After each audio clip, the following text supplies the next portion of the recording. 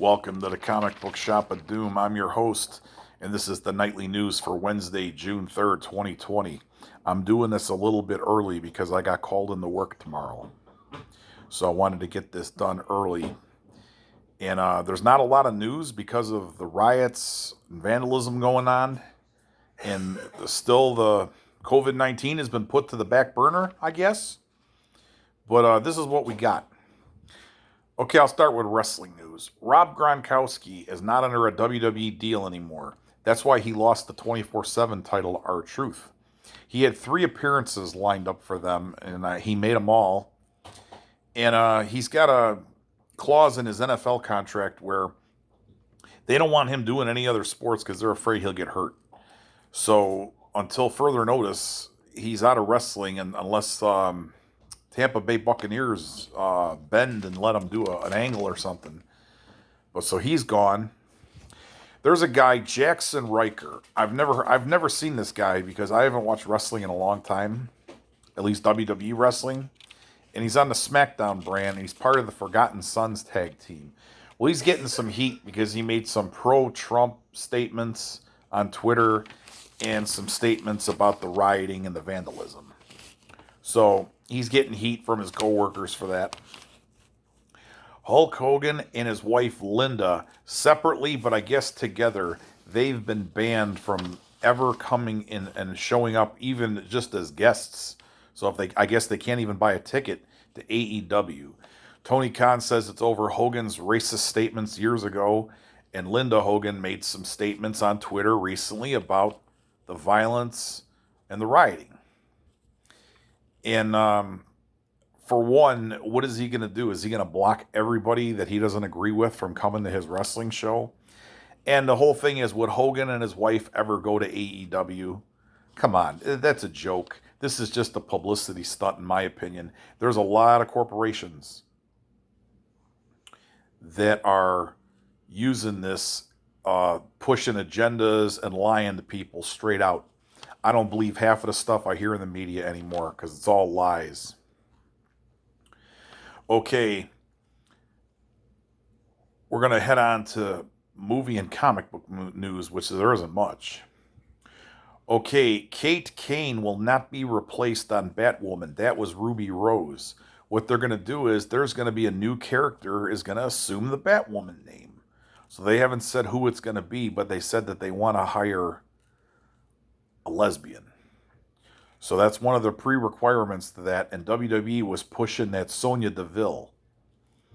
Matthew McConaughey is going to play Two-Face in the Batman movie with Robert Pattinson as Batman. So that's coming out sometime next year.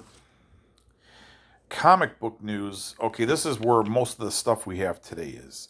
Image will have the comeback logo from Diamond Comics on their covers.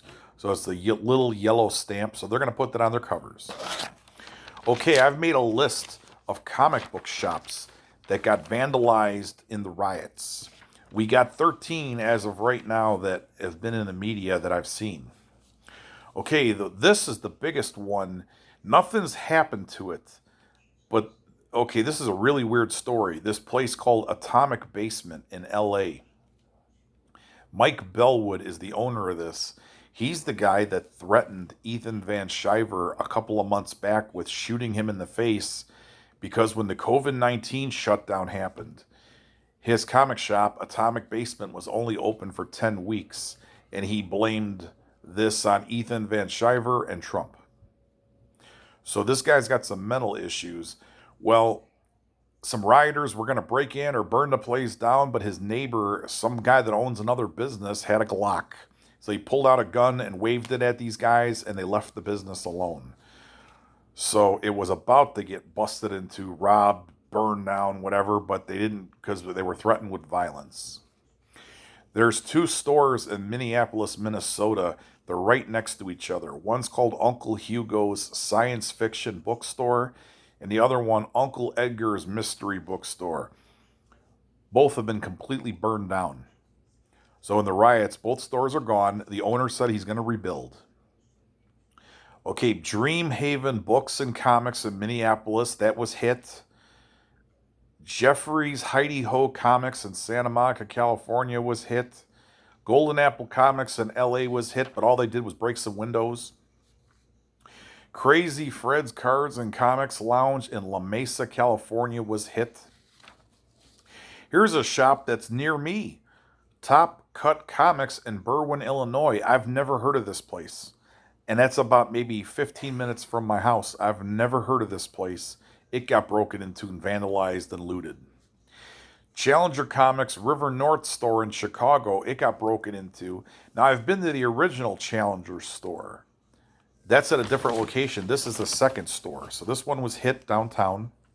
There's a store in Grand Rapids, Michigan called Volta Midnight. It was vandalized. Downtown Comics on Monument Circle in Indianapolis, Indiana was hit. Here's a store that got lucky. The Laughing Ogre in Columbus, Ohio. All it had was one broken window. And then Graham Cracker Comics in the Chicago Loop by the Bean. That's down by the lakefront. That was hit. I've been to that store. A lot of foot traffic down there during the day. And the place was always busy. So, I mean, there's a lot of people down there. So it got vandalized. So I'm sure that he'll reopen because he has a chain of like 12 comic book stores in Illinois, Wisconsin, and he's got one in California. Everybody have a good day and stay safe.